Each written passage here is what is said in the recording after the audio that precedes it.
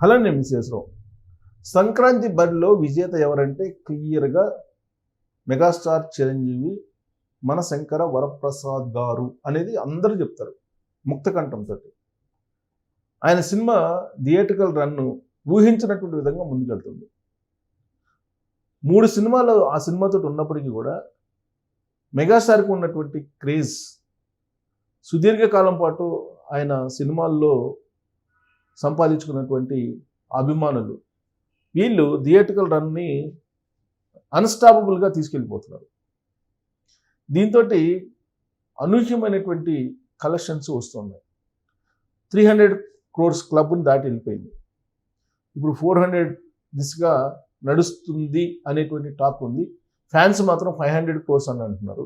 But 500 crores క్లబ్లోకి వెళ్తుందంటే దరిదాపుల్లో కొత్త సినిమాలు కూడా ఏమీ లేవు కాబట్టి మనశంకర వరప్రసాద్ అన్స్టాపబుల్గా ఇప్పుడు థియేట్రికల్ రన్ కొనసాగుతుంది. మరి రీచ్ అయినా ఆశ్చర్యపోవసం లేదు.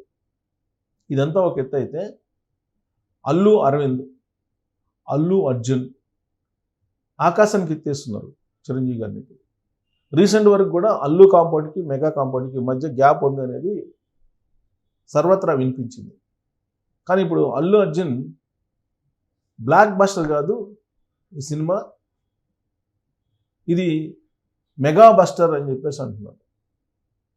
అలాగే పవన్ కళ్యాణ్ గారు ఒక ట్వీట్ చేశారు తాజాగా. పవన్ కళ్యాణ్ గారు ట్వీట్ చేస్తూ ఆయన సినిమా అద్భుతంగా ఉంది, అనేక మందిని ఫ్యాన్స్ని ఆయన సంపాదించుకున్నారు, ఇప్పుడు ఈ వయసులో కూడా ఏమాత్రం ఎనర్జీ తగ్గకుండా డ్యాన్సులు వేసి అభిమానుల్ని సందడి చేశారు, సంక్రాంతి బరిలో విజేతగా నిలిచారు, కలెక్షన్స్ భారీగా వస్తున్నాయి అని చెప్పి అనిల్ రావిపూడిని ఆకాశానికి ఎత్తేశారు. అనిల్ రావిపూడి డైరెక్షను, చిరంజీవి గారి యాక్షను, అలాగే వెంకటేష్ గారు ఉండడం, వెంకటేష్ గారు అలాగే చిరంజీవి గారు ఒకే ఫ్రేమ్లో కనిపించడం అనేది చాలా అలరించింది. ఇదంతా కూడా అనిల్ రావిపూడి మ్యాజిక్, చిరంజీవి గారికి క్రేజు అని చెప్పి ఆయన ఒక ట్వీట్ చేయడం జరిగింది పవన్ కళ్యాణ్ గారు.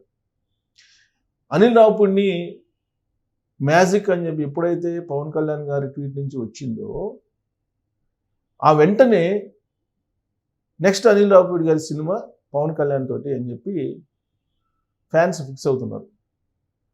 యాక్చువల్గా అనిల్ రావిపూడి కూడా నాగార్జున తోట లేదంటే పవన్ కళ్యాణ్ గారితో నెక్స్ట్ సంక్రాంతికి అనేటువంటిది ఆయన స్క్రిప్ట్ రెడీ చేస్తున్నారు అనేది కూడా టాలీవుడ్లో టాక్ ఉంది. కాకపోతే ఈ సినిమా ప్రస్తుతం మనశంకర వరప్రసాద్ జోష్ ఇంకా కొనసాగుతుంది, ఆ కలెక్షన్స్ పరంపర కొనసాగుతుంది. ఇప్పుడు ఒక లెవెల్కి అనిల్ రావిపూడి వెళ్ళిపోయారు, వరుసగా హిట్లు 9 హిట్లు వరుసగా. అంతేకాదు సినిమాకి కలెక్షన్స్ పెరిగిపోతున్నాయి. 100 crores club, 200 crores club, 300 crores club దాటిపోయింది. ఇప్పుడు చిరంజీవి గారి సినిమా 400 crores క్లబ్కి వెళ్తుందేమో. నెక్స్ట్ సినిమా సంక్రాంతికి అంతకంటే ఎక్కువ కలెక్షన్ చేసేలాగా ఆయన ప్లాన్ చేసుకోవాలి.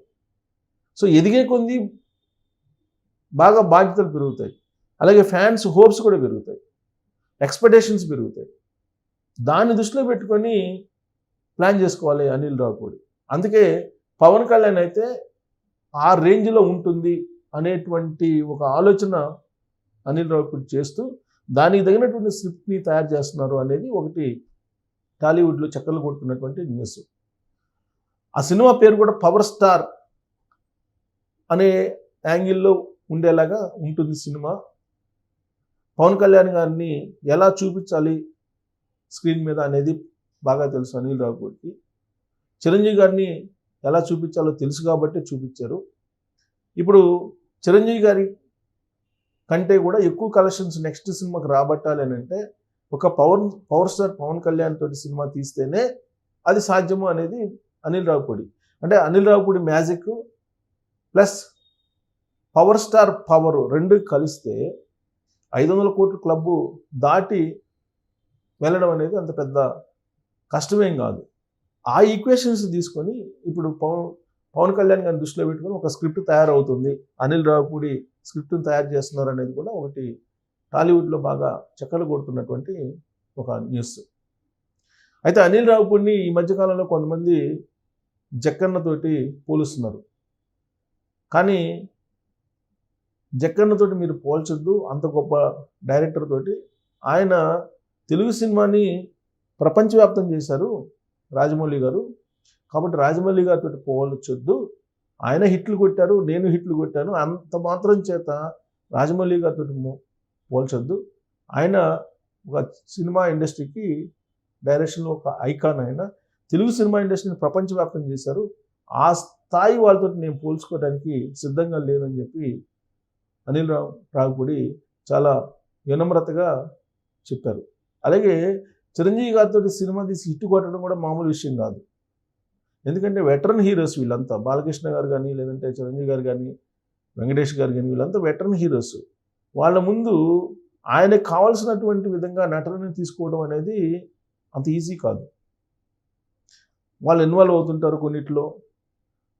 ఇన్వాల్వ్ అయినప్పటికీ వాళ్ళు కన్విన్స్గా నచ్చజెప్పి తనకు కావాల్సినటువంటి విధంగా అవుట్పుట్ని రాబట్టుకోవడం అనేది చిన్న విషయం కాదు. కానీ అది అనిల్ రావిపూడికి ప్రత్యేకం. వాస్తవంగా ఆయన ఎంపిక చేసుకున్నటువంటి హీరోలు కూడా వెటరన్ హీరోసే. పైగా చిరంజీవి గారిని బంగారం అని అంటున్నాడు ఆయన. ఒక బంగారం లాంటి నటుడు అని చెప్పి అంటున్నారు. అంటే ఆయన అభిమాని కూడా, చిరంజీవి గారికి అభిమాని కూడా అనిల్ రావిపూడి. ఆ అభిమానం నుంచే ఆ సినిమా వచ్చింది. యాక్చువల్గా మనశంకర్ వరప్రసాద్ అని టైటిల్ కూడా చాలా సింపుల్గా మనశంకర్ వరప్రసాద్ గారు అని చెప్పి పెట్టారు. అప్పటి వరకు ఆయన పూర్తి పేరు చాలామందికి కూడా తెలియకపోవచ్చు. కానీ ఈ సినిమా తర్వాత అసలు పేరు ఏంది చిరంజీవి గారి అనేది అందరికీ నోటెడ్ అయిపోయింది. చాలా సింపుల్గా ఆ పేరు పెట్టి ఆయన సినిమాని తీసేసి బలమైనటువంటి స్టోరీ లేకపోయినప్పటికీ కూడా స్క్రీన్ ప్లే తోటి హిట్ చేశారు. పవన్ కళ్యాణ్ గారికి కూడా అదే కావాలి. బలమైనటువంటి స్టోరీ పవన్ కళ్యాణ్ గారికి అవసరం లేదు. జస్ట్ పవన్ కళ్యాణ్ గారు వచ్చి ఇలా చెయ్యంటే చాలు అనేటువంటిది ఒక అభిప్రాయం ఉంది ఇండస్ట్రీలో. జస్ట్ ఆయన్ని స్క్రీన్ మీద అలా చూపించగలిగితే చాలు, హిట్ అవుతుందని చెప్పి. అంటే కొంతమంది సినిమాలని హిట్ చేయడం అనేది చాలా ఈజీ డైరెక్టర్లకి. దాన్ని బరువైనటువంటి స్టోరీతోటి గందరగోళం చేయకుండా సాదాసీదాగా బోరు కొట్టకుండా తీసుకెళ్ళగలిగితే హిట్ అనేది వచ్చేస్తుంది. అందుకే ఇప్పుడు పవన్ కళ్యాణ్ గారిని ఎంచుకున్నారు అనిల్ రావిపూడి. నాగార్జున గారిని అనుకుంటున్నారు, కానీ నాగార్జున గారికి సరిపోయినటువంటి స్క్రిప్ట్ అనేది ఇంకా రెడీ కాలేదు. సో పవన్ కళ్యాణ్ గారితో నెక్స్ట్ సంక్రాంతికి ఖచ్చితంగా సినిమా విడుదలయ్యేలాగా ఇప్పటి నుంచి ప్లాన్ చేస్తున్నారు అనిల్ రావిపూడి అనేది వినిపిస్తుంది. మరి ఎందుకు పవన్ కళ్యాణ్ గారిని ఎంచుకున్నారు అనేది నేను ఆల్రెడీ చెప్పాను. ఎందుకంటే ఆల్రెడీ ఒక స్టేజ్కి వెళ్ళిపోయారు అనిల్ రావిపూడి గారు తన బడ్జెట్ విషయంలో. సో దానికంటే మిన్నగా ఉండాలంటే పవన్ కళ్యాణ్ గారు మాత్రమే ఆప్షన్ ఆయనకి. బహుశా అందుకే పవన్ కళ్యాణ్ గారు కూడా ట్వీట్ చేశారు చిరంజీవి గారి సినిమా గురించి.